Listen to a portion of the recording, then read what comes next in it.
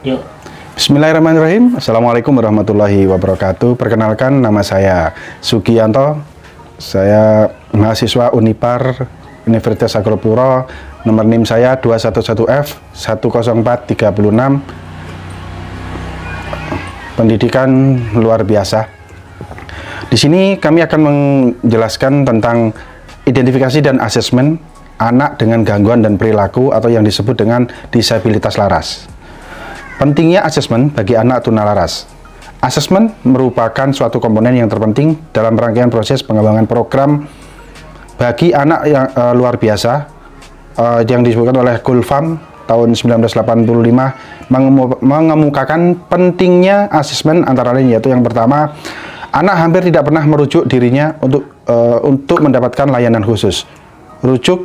Rujukan untuk memperoleh asesmen selalu dilakukan oleh orang dewasa, mungkin orang tua, guru, saudara, pemuka, masyarakat, ataupun pekerja sosial, baik karena diidentifikasi secara individual maupun merupakan hasil penjaringan massal. Oleh karena itu, proses asesmen harus melibatkan secara langsung dengan anak yang bersangkutan dan orang dewasa lain yang dekat dengan seluk-beluk anak tersebut. Yang kedua, masalah yang sebenarnya disandang anak, terutama berhubungan dengan kelainan non-fisik atau sering berbeda dengan yang terlihat. Contohnya kasus adalah seorang anak laki-laki SMP kelas 2 yang semula termasuk murid yang pandai, cerdas, dan berprestasi di sekolahnya, bahkan bergaul pun dengan teman-temannya selalu menunjukkan bahwa anak tersebut adalah anak yang sangat luar biasa dan sangat supel bersama dengan temannya. Namun tiba-tiba menunjukkan perilaku yang berbeda, yaitu seringkali tidak masuk sekolah, pasif dan tidak mau bergaul, bahkan cenderung menyendiri karena anak tersebut mengalami depresi ataupun mengalami gangguan batin yang tertekan. Nah, oleh karena itu, untuk memperbaiki perilakunya seperti nasihat, hadiah, atau hukuman bimbingan insentif oleh para guru dan BPK-nya ternyata berhasil mengubah perilaku anak tersebut. Bahkan surat panggilan untuk kedua orang tuanya juga tidak terbalas yang awalnya karena merupakan anaknya cenderung tidak mau terbuka dengan orang lain. Ketika suatu saat dengan hadirnya guru BP dan ataupun guru BK mendatangi sebuah rumahnya dan dia menemukan suatu hal yang sangat mengejutkan. Kenapa anak tersebut jarang sekali sekarang bergaul ataupun berinteraksi dengan temannya? Ternyata anak tersebut adalah anak yang sangat pasif, yang tidak ingin kehilangan ibunya, bahkan cenderung selalu ingin melindungi ibunya karena adanya perilaku kasar yang dilakukan oleh ayahnya terhadap ibunya. Jadi anak ini tidak ingin kehilangan sosok ibu, cenderung selalu membela ibunya di rumah, sehingga anak tersebut menjadi anak yang sangat protektif di rumah dan tidak mau bergaul dengan teman-teman yang lainnya. Karena masalah sebenarnya yang disandang anak sering berbeda dengan yang terlihat. Mix, Login, dan Lewis pada tahun 91 menganjurkan agar asesmen terhadap anak apapun gejala yang dilaporkan saat dirujuk dilakukan secara komprehensif. Dengan demikian semua jenis masalah kelainan yang disandang anak akan terungkap. Mungkin akan dilanjutkan materi selanjutnya oleh saudara saya. Kami persilakan.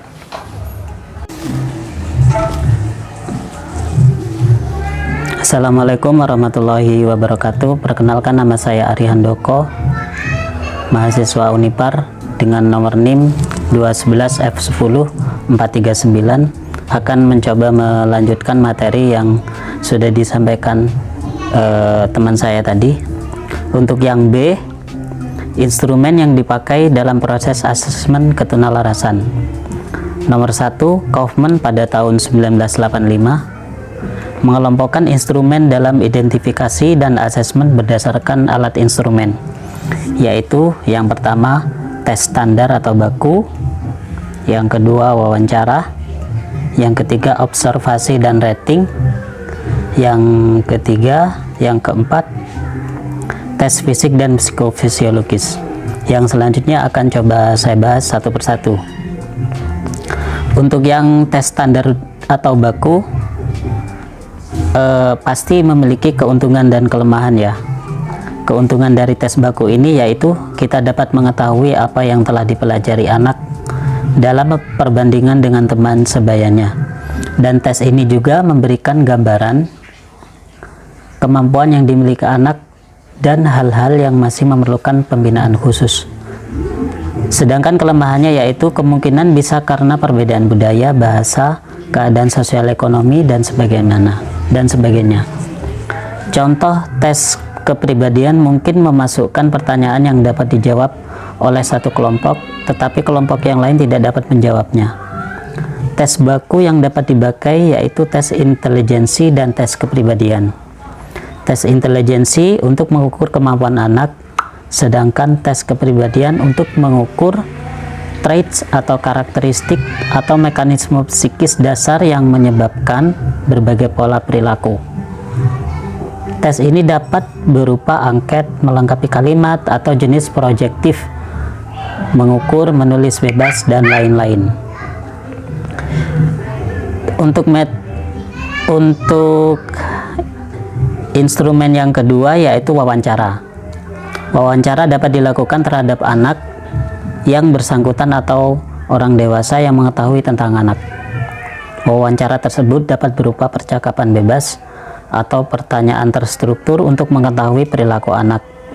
Wawancara bertujuan untuk memperoleh informasi tentang interaksi dan pandangan terhadap orang lain, jenis perilaku yang baik dan menyimpang, serta jenis asesmen yang masih diperlukan untuk melengkapi hasil wawancara. Yang instrumen selanjutnya yaitu observasi dan rating. Cara yang bersumber dari konsep psikodinamika bahwa masalah perilaku berlatar belakang dari konflik psikis yang tersembunyi sebenarnya mempunyai tingkat reliabilitas rendah. Konsep behavioristik mulai menekankan observasi langsung atau atas perilaku anak dalam kehidupan sehari-hari dengan asumsi bahwa apa yang terjadi sebelum dan sesudah perilaku menyimpang muncul sangat berpengaruh pada perilaku tersebut. Dan yang selanjutnya yaitu tes fisik dan psikofisiologis.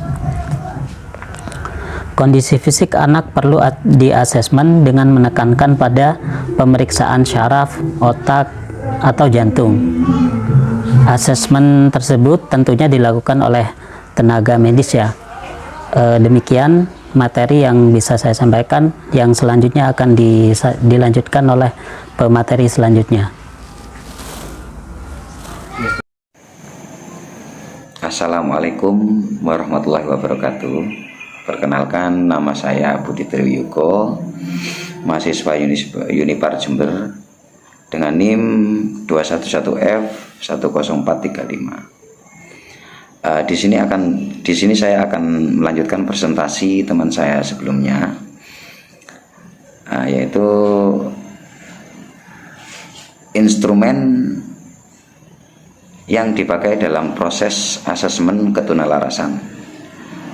Yang disebutkan oleh teman saya sebelumnya yaitu Kaufman pada tahun 1985 mengelompokkan instrumen dalam identifikasi dan asesmen berdasarkan alat instrumen. Nah, di sini itu yang pertama tadi ya. Di sini saya akan mempresentasikan tentang jabaran dari McLaughlin dan Lewis pada tahun 1981. Mereka mengelompokkan instrumen identifikasi dan asesmen berdasarkan objek yang diukur. A. Identifikasi perilaku menyimpang. Instrumen yang dipakai instrumen yang paling sering dipakai untuk mengidentifikasi penyimpangan perilaku adalah checklist dan rating skill yang diisi oleh orang lain yang telah mengamati dan mengetahui anak dalam waktu lama. Nah, di sini peran teman, guru, atau keluarga. Keduanya sebenarnya hanya alat penjaringan yang harus diikuti asesmen dengan instrumen lain yang lebih mendalam. Ada rating skill dan checklist yang telah dibekukan sebagai perbandingan bagi yang akan mengembangkan instrumen. instrumen tersebut diantaranya: 1. Behavior rating profile atau disingkat dengan BRP. Terdiri dari beberapa bagian yang diisi murid sendiri, guru, orang tua, dan teman-teman sejawat atau sebayanya. Contoh yang diisi oleh murid. Isinya: saya sering melanggar aturan yang dibuat orang tua. Dan contoh yang diisi oleh orang tua, anak tersebut sering melanggar aturan yang saya buat. Jadi yang diisi oleh murid tadi, isinya saya sering melanggar aturan yang dibuat orang tua, dan orang tua mengisi anak tersebut sering melanggar aturan yang saya buat. Hasil tersebut akan menjadi profil, akan menjadi acuan yang menunjukkan tingkat penyimpangan perilaku anak. Yang kedua, Walker Problem Behavior Identification Checklist atau disingkat dengan WPBIC, diisi oleh guru, murid kelas 4, 5, dan 6. Guru hanya memberi tanda pada pernyataan yang telah diamati pada anak selama 2 bulan terakhir. Contoh: acting out, mengeluh tentang ketidakadilan dan diskriminasi orang lain kepadanya. Contoh lain: withdrawal, menghindari perhatian orang lain terhadapnya.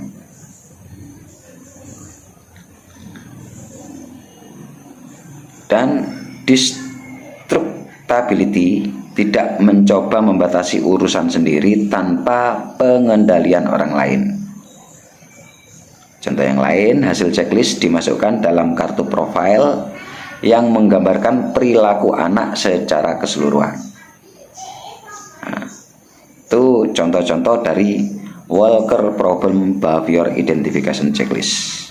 Dan yang ketiga, Behavior Rating Skill atau disingkat dengan BBRS, dipakai guru atau orang tua untuk mengidentifikasi pola perilaku patologis anak kelas 1 SD sampai dengan kelas 3 SLTP. Contoh kategori BBRS: menyalahkan diri sendiri secara berlebihan, cemas secara berlebihan, menyembunyikan diri secara berlebihan, kelemahan kemampuan ego, kelemahan perhatian. Nah, ini contoh-contoh dari Behavior Rating Skill.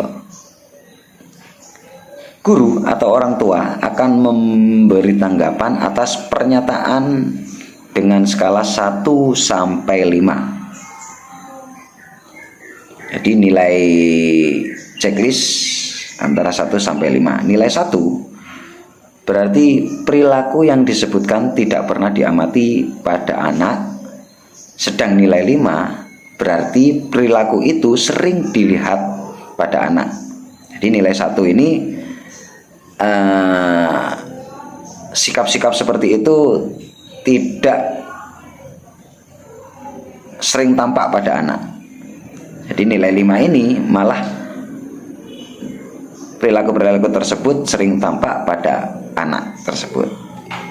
Contoh pernyataan BBRS: kelemahan perhatian, menunjukkan perilaku tidak menentu, mengambang, atau terpecah perhatian.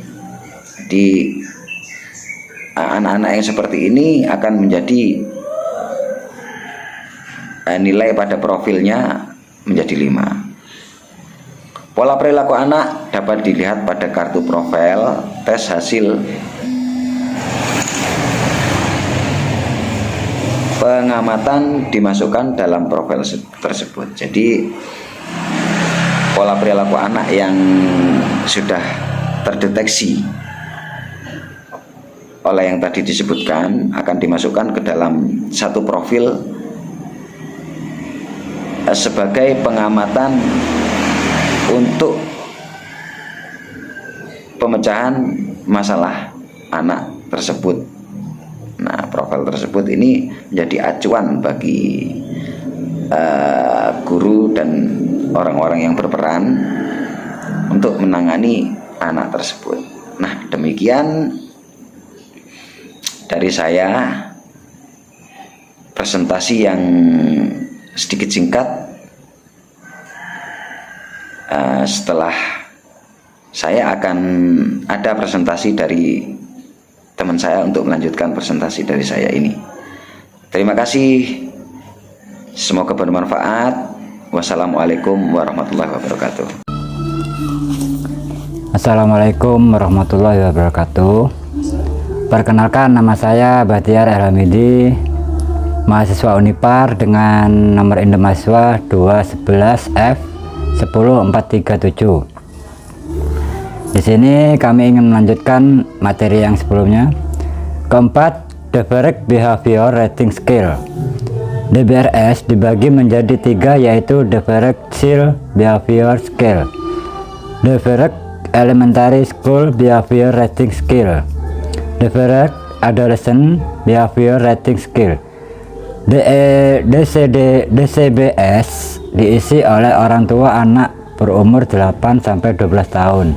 Skala ini berupa deskripsi perilaku dan orang tua memberi tanda untuk menentukan sering tidaknya perilaku muncul dan bagaimana perilaku tersebut. Beberapa faktornya yaitu perhatian mudah terganggu, kelemahan bina diri, secara emosional terlalu terikat. DESB berupa deskripsi perilaku anak yang harus diikuti oleh guru anak kelas 1 sampai dengan kelas 6. Faktor perilaku pada DSB yaitu gangguan di kelas, tidak sabar, cemas akan prestasi belajarnya, tidak menghormati orang lain. DAB diisi oleh orang tua dengan cara yang sama seperti DCBS dan DESB. Jenis perilaku berbeda karena kala ini dikembangkan bagi anak umur 13-18 tahun.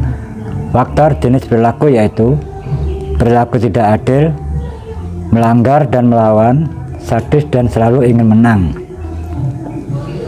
Banyak instrumen baku yang dibakukan di negara berbahasa Inggris, namun di Indonesia belum ada pengembangan maupun pembakuan instrumen. Meski telah mengembangkan penuntun deteksi dari ATL di sekolah, tetapi instrumen ini belum dibakukan dan kurang sensitif terhadap berbagai perilaku yang mungkin ditunjukkan oleh anak.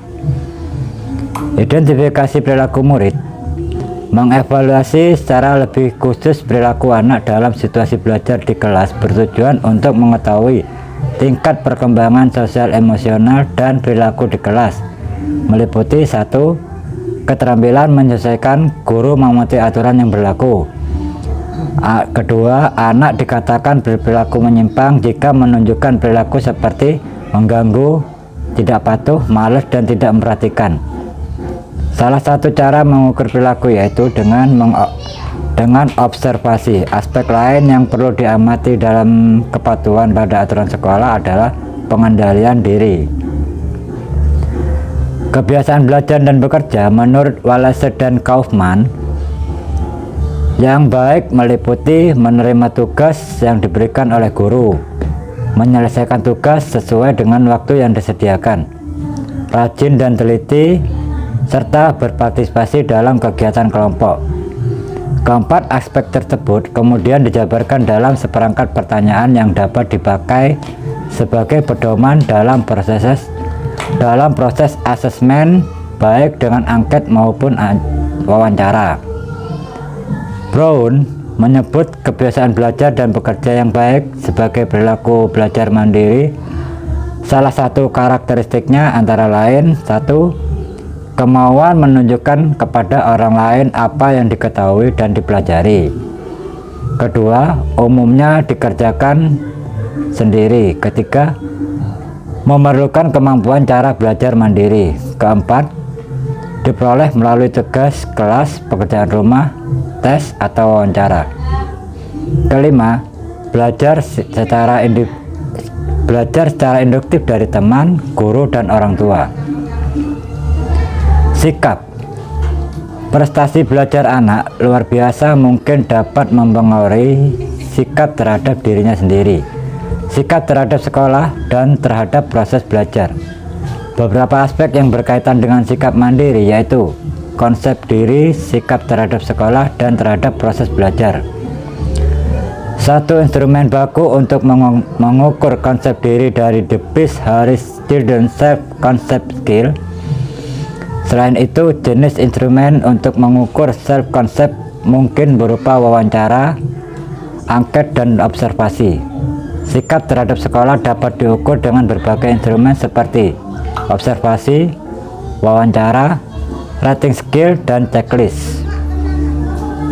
Interaksi dengan teman atau guru. Hasil penelitian menunjukkan bahwa sering dianggap lebih sukar menjalin hubungan yang baik dengan guru dan teman, kurang dikehendaki oleh guru dan teman, tidak sepopuler anak normal, kurang menarik, dan biasanya tidak bahagia. Instrumen asesmen interaksi antar guru dengan murid disebut the Brophy Good Teacher Child Dyadic Interaction System. Instrumen ini menunjukkan apakah suatu interaksi dimulai oleh guru atau murid dalam 3 macam setting di kelas, yaitu umum, membaca, dan mengerjakan tugas. 5 macam interaksi yaitu: 1. Kesempatan respon, anak secara terbuka mencoba menjawab pertanyaan dan masalah yang diberikan oleh guru. Kedua, resistansi, anak membaca dengan keras, mendeskripsikan pengalaman, mengamati tabel matematika, dan menyajikan sesuatu secara lisan. Ketiga, kontak prosedural, guru member komentar atau membetulkan perilaku anak. Keempat, umpan balik guru member, umpan balik atas perilaku siswa. Selanjutnya kami serahkan ke materi yang berikutnya.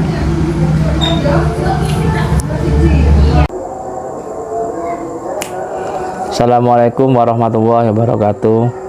Nama saya Ali Bahtiar, kuliah di Unipar Jember, jurusan PLB. Nomor NIM saya 211 F10402. Saya akan melanjutkan materi yang telah dibaca oleh teman saya. C. Strategi dalam pelaksanaan identifikasi dan asesmen bagi anak dengan gangguan emosi dan perilaku. Strategi merupakan pendekatan secara keseluruhan yang berkaitan dengan pelaksanaan gagasan, perencanaan, dan eksekusi sebuah aktivitas dan kurun waktu tertentu. Dalam melakukan asesmen untuk anak dengan gangguan emosi dan perilaku, diperlukan sebuah strategi di mana strategi tersebut harus disesuaikan dengan kapan seharusnya anak itu perlu untuk asesmen. Dalam strategi tersebut harus terdapat berbagai jenis metode atau instrumen, contoh rating scale, wawancara, observasi, dan berbagai sumber dan informasi. Murid, guru, orang tua, teman, sebaya. Masing-masing strategi tersebut memiliki tujuan yang berbeda dalam proses penilaian, dan masing-masing memiliki kelebihan unik dan kerugian. Berikut beberapa asesmen secara umum yang digunakan untuk mengevaluasi anak-anak dengan gangguan emosi dan perilaku. 1. Wawancara dengan anak, orang tua, dan guru. Strategi ini berupa daftar pertanyaan tertentu yang disajikan oleh pewawancara untuk memperoleh tanggapan dari seorang informan. Tujuan dari strategi ini adalah untuk menyediakan sebuah gambar dari anak yang terlihat bermasalah, seperti yang dirasakan oleh informan yang menyediakan informasi tentang konteks lingkungan di mana perilaku bermasalah sedang terjadi. Menyediakan perkembangan penting, informasi sejarah tentang anak, Hasilnya digunakan untuk merumuskan penilaian pertanyaan dan strategi penilaian berikutnya. 2. Pemeriksaan catatan anak. Strategi ini berupa pemeriksaan catatan kumulatif, riwayat kedisiplinan, dan catatan lain dari kinerja prestasi sekolah. Tujuan dari strategi ini adalah untuk menyediakan dokumentasi masalah-masalah yang ada dari waktu ke waktu dan memberikan beberapa indikasi apabila perilaku anak mungkin dapat mempengaruhi pembelajaran. 3. Skala penilaian orang tua, guru, dan anak. Strategi ini biasanya terdiri dari item yang mana tarif informan dalam hal keparahan, misalnya ringan, sedang, berat, atau frekuensi kejadian, misalnya tidak pernah, jarang, sering. Skala penilaian mungkin bisa formal atau informal. Skala penilaian formal sering digunakan untuk menentukan kelayakan karena mereka menyediakan perbandingan normatif tentang perilaku anak. Skala penilaian informal melayani berbagai tujuan seperti identifikasi tertentu, menunjuk pada hari ketika perilaku bermasalah terjadi. Demikian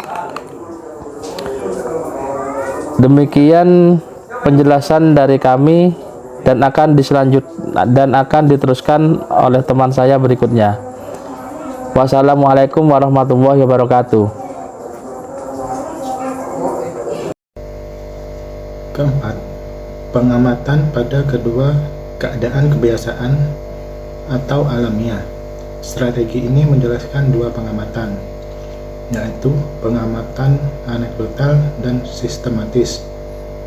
Pengamatan anekdotal adalah rekaman narasi dari perilaku siswa di mana mereka sering digunakan untuk mengidentifikasi kemungkinan fungsi atau tujuan dari perilaku siswa. Yang kedua, pengamatan sistematis mencerminkan akun yang diukur dari perilaku siswa. Tujuan dari strategi ini adalah untuk menyediakan sebuah gambaran dari perilaku spontan siswa dalam keadaan sehari-hari, menyediakan sebuah catatan sistematis dari perilaku anak yang dapat digunakan untuk penanganan, menyediakan verifikasi guru dan laporan orang tua tentang perilaku anak.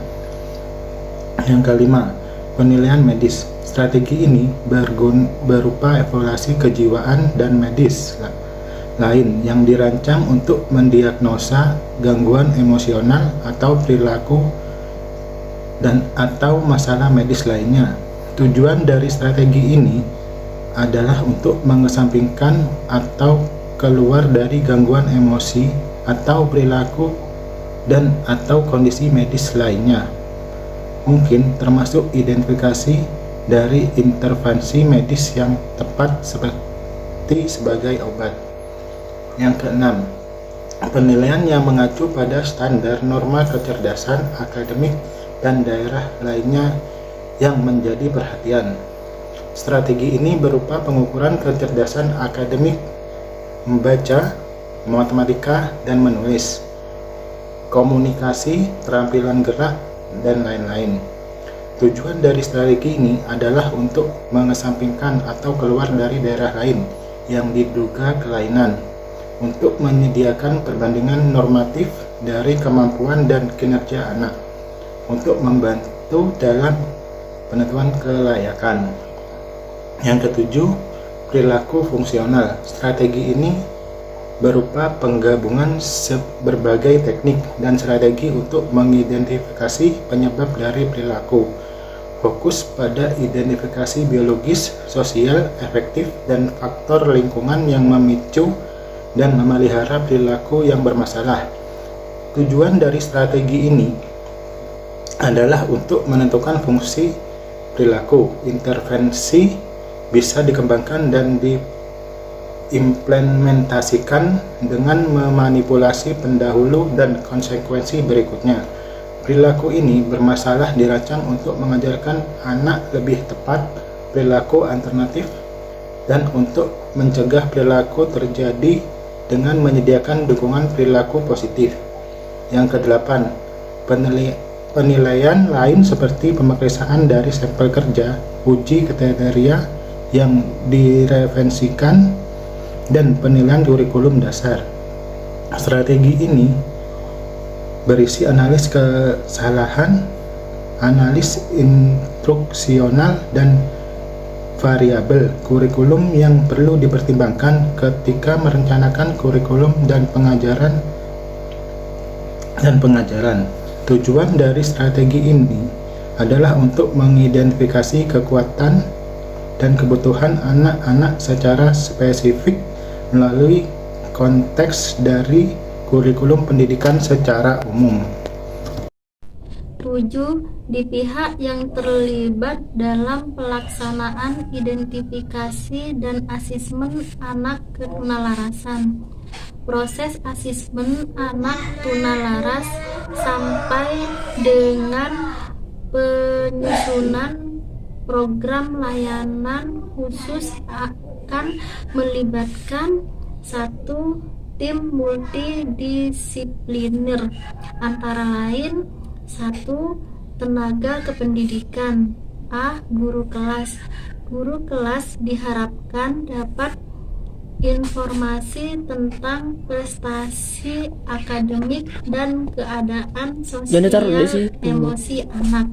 Taruh di meja ya, nah. Ini dapat dilakukan baik dengan tes formal maupun alat pengumpul data informal yang lain.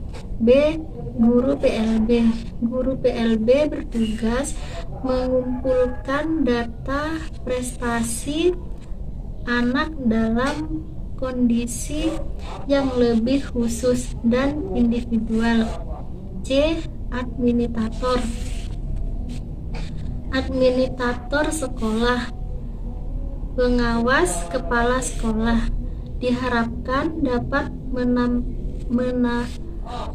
menyampaikan informasi yang ada tentang anak. 2. Orang tua dan anak. Orang tua dan anak diharapkan dapat memberikan informasi tentang semua aspek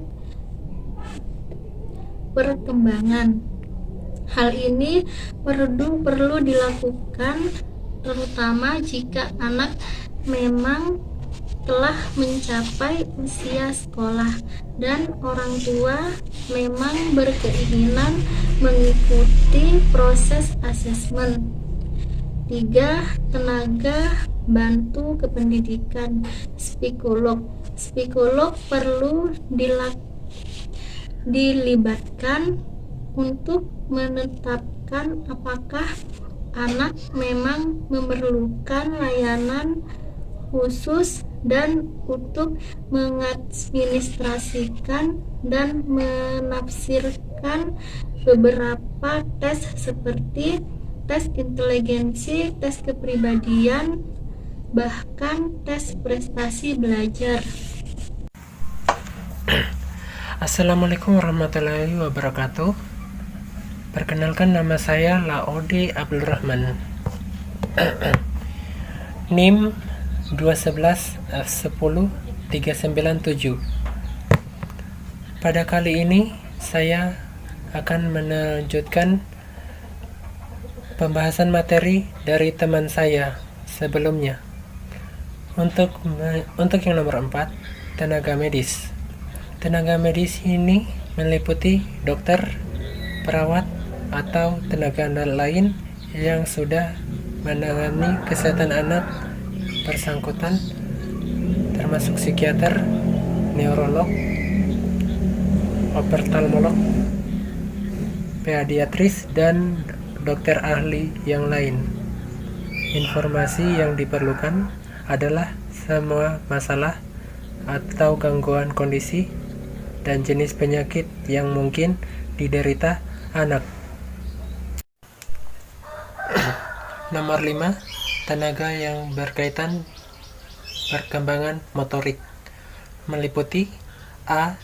Guru pendidikan jasmani khusus, D. Ahli terapi fisik dan terapi okupasif. A. Guru pendidikan jasmani khusus. Guru ini bertugas mengadakan pengukuran tentang pola perkembangan fisik, fitness fisik dan motorik, serta keterampilan anak dalam berbagai kegiatan seperti menari, bermain, olahraga, dan lain sebagainya. D.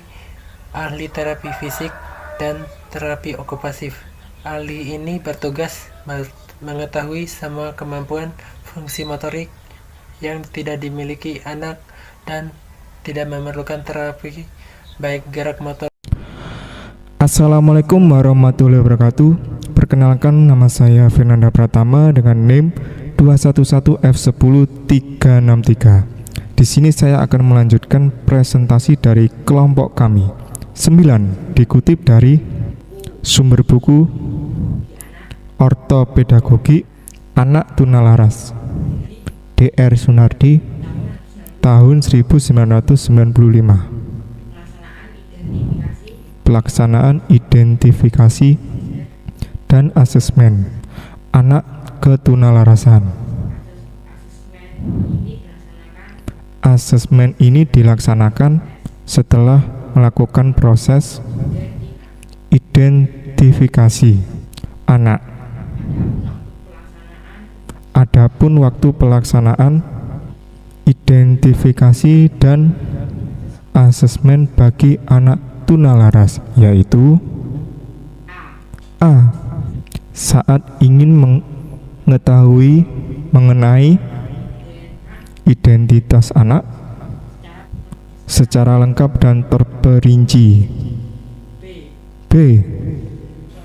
Saat anak yang mengalami kelainan atau penyimpangan fisik, intelektual, sosial, emosional, tingkah laku dalam pertumbuhan atau perkembangannya dibandingkan dengan anak-anak lain seusianya anak-anak normal. C. Saat ingin mengetahui kelemahan atau kesulitan anak dalam satu hal, kekuatan atau potensi atau kemampuan dan kelebihan anak dalam satu hal, serta kebutuhan layanan khusus yang diperlukan untuk mengatasi satu hal. Sedangkan tempat identifikasi dan asesmen bagi anak tunalaras: 1. Sekolah. 2. Rumah. 3. Klinik tumbuh kembang, klinik fisioterapi, dan klinik bina bicara, space terapi. 4. Lembaga konsultasi bagi anak yang memerlukan layanan pendidikan khusus. 5.